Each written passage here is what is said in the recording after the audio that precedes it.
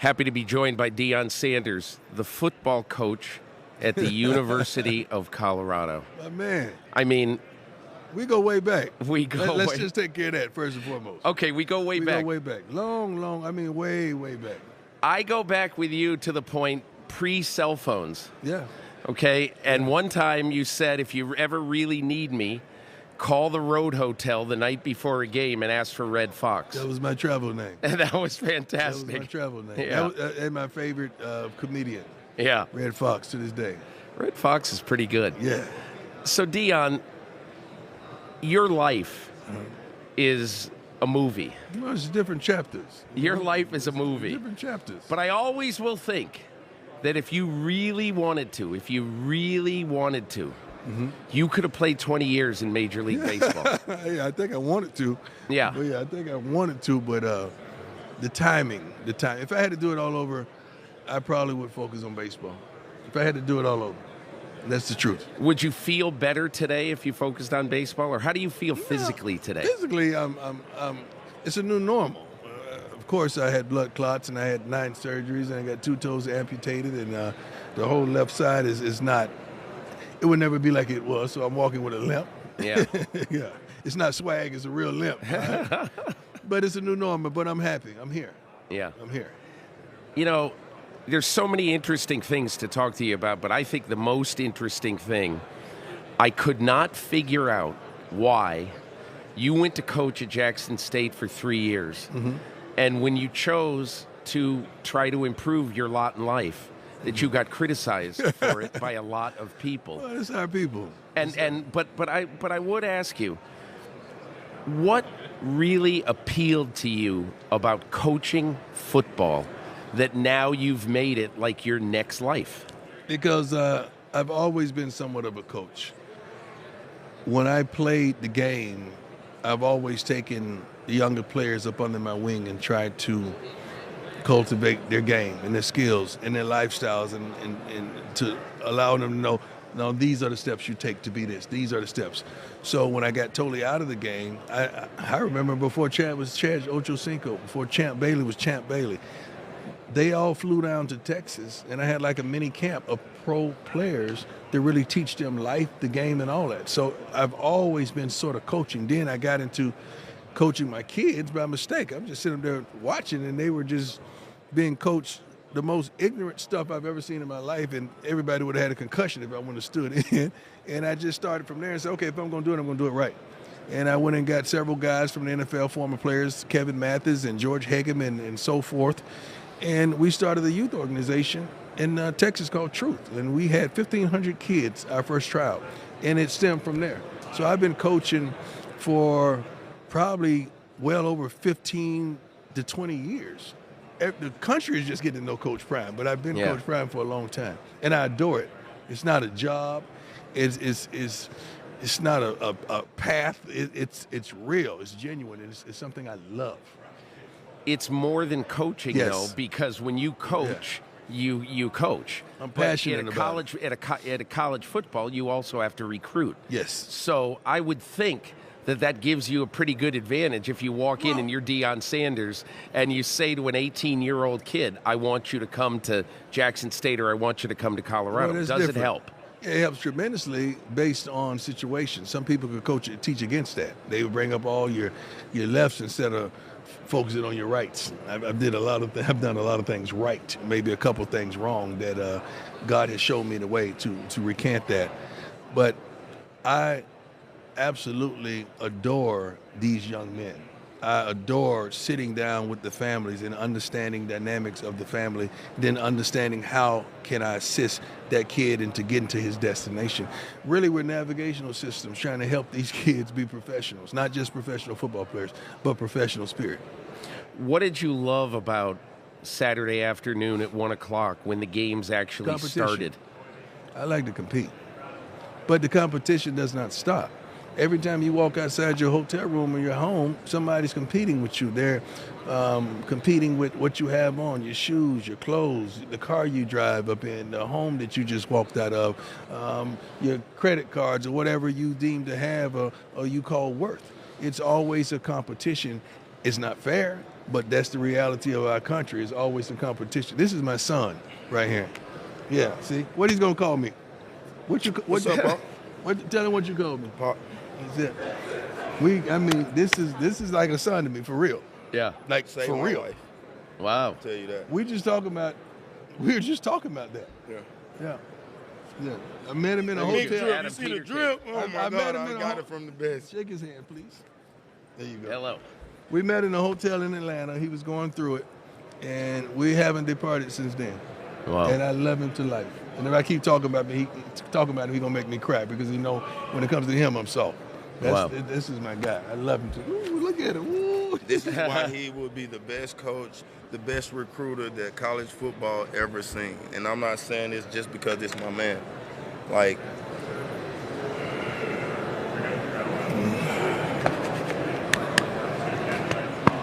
I can go through story after story. He's going to get the job done at Colorado. He's going to get the job done. Like, I love you, I man. love you too, boy.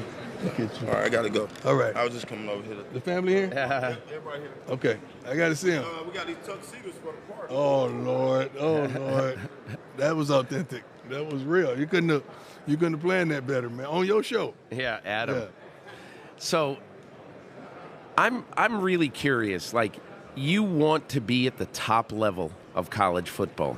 It's not I want to be. I'm going to be. Yeah. This is not a want. This is what we're going to do. Right. And so I wonder, when you look at people like Nick Saban, is part of your dream, I want to be in a national championship game against Nick Saban in Alabama? I don't pick the opponent. I don't give a darn who's on the other side of the field. I just know where I'm going to be, not what I want to be, where I'm going to be in due time. We're going to make it there. I'm assured of that. That's not a fantasy. That's a reality. We're coming.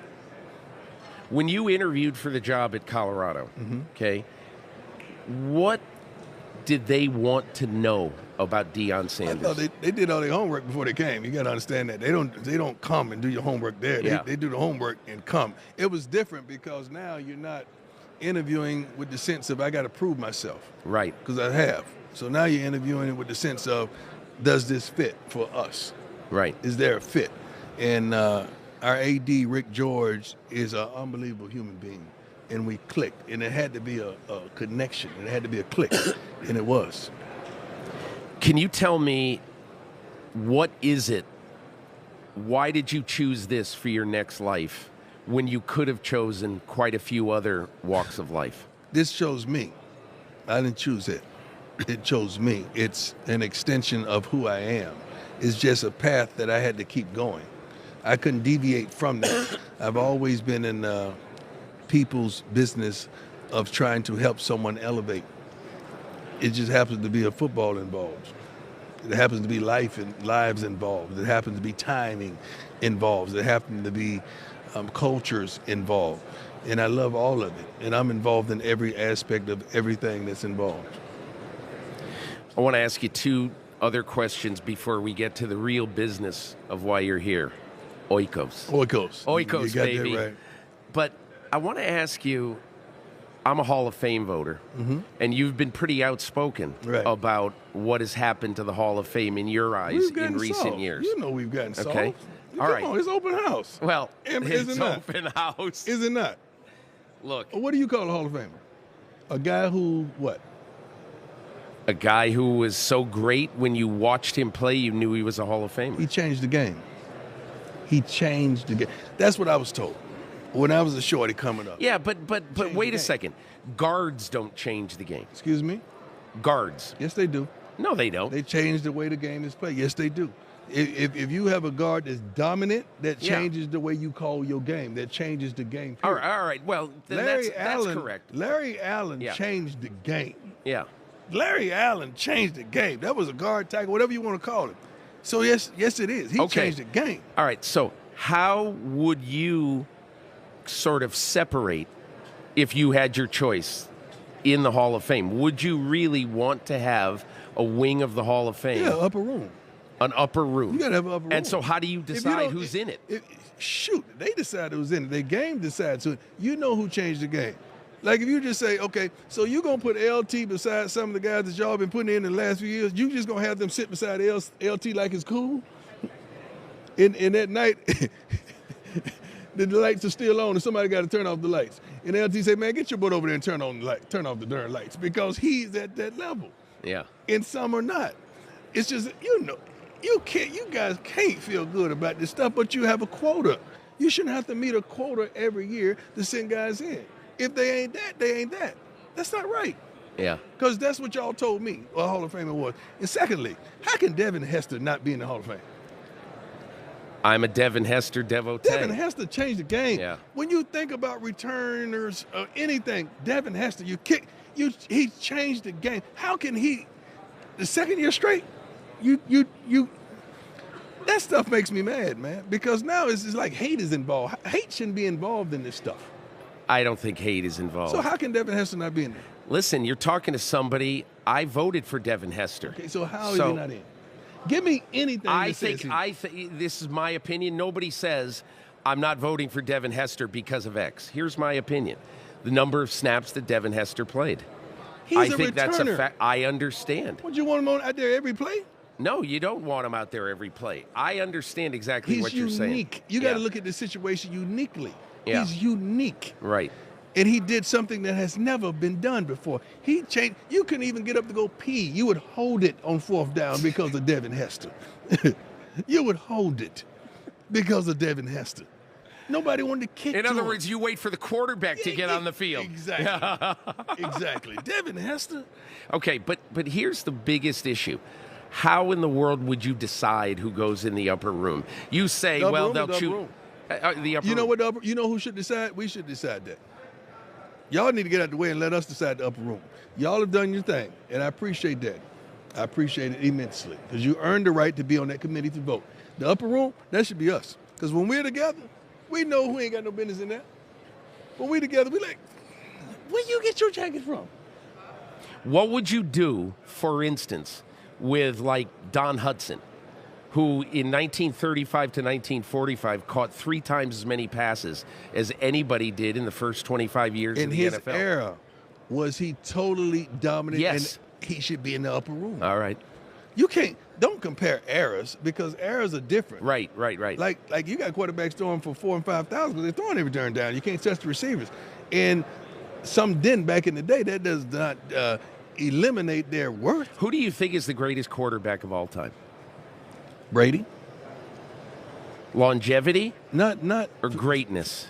Just the will that he had. The will, the way, what he brought to the game, and his fire and his passion. I've never heard anybody, a player, say anything negative about how he attacked the game. And he's a winner. He's a darn winner. At once upon a time for me, it was Montana. It was Joe. Shoot, it was Joe. But Brady, with the Super Bowl wins, eclipsed that. I love Troy. 3 Super Bowl wins. You know who I think is going to be Brady? Mahomes. Let me tell you why not. He may get opportunities to get there, but sooner or later, it takes a left. All this stuff that you think is going to be consistently going, it takes a left. Your coaching staff now gets assembled. Sooner or later, it starts to get picked Sooner or up. later, that offensive coordinator that everybody keep overlooking every year, he's going to go somewhere. Yeah. And you're going to see a difference. Now, Andy's a great caller. I love Andy Reid. He's a great play caller. But Brady had so many opportunities because he was a team guy when it came to salary, when it came to him taking the back seat and letting other guys get in there. That day is gone, man. These quarterbacks want their bag. They want their bag. They ain't taking nothing for the team. That's over. It's not going to happen. The will of Mahomes is special. Love it.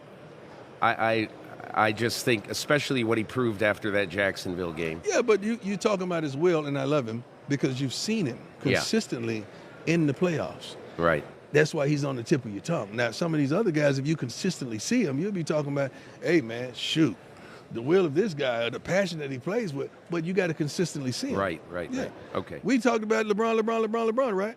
But when he's not in the playoffs, we build somebody up to be the giant because it's not LeBron. Do you think, by the way, LeBron easily could have been a tight end in the NFL? I think he would have been a receiver. You think he would have been a wide receiver? Yeah, and he would have been very His successful. body would have been different then. He'd have been very What successful. Would he be, DK Metcalf type? LeBron could have been whatever he wanted to be. That's a dog. And Yeah. the dog recognizes the dog. Right. Oikos. Oikos. Tell me why you're here. Why do you love Oikos? First of all, it's not something that I just endorse. It's something that I really enjoy. And not only when I enjoy it, I introduce it because it is in the darn refrigerator, so the family eats it as well.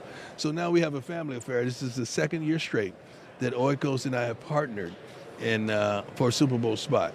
Now, when I say mom and them, my sister, my daughter, and both of my sons are in the spot, and we're competing, and I love it. Let me get the taglines. Oikos strives to support all strengths that make you unstoppable. That's who we are. Everybody has a strength. You have a strength. You ain't no joke with the pen in your mind. That's your strength. It has made you consistently over how many years?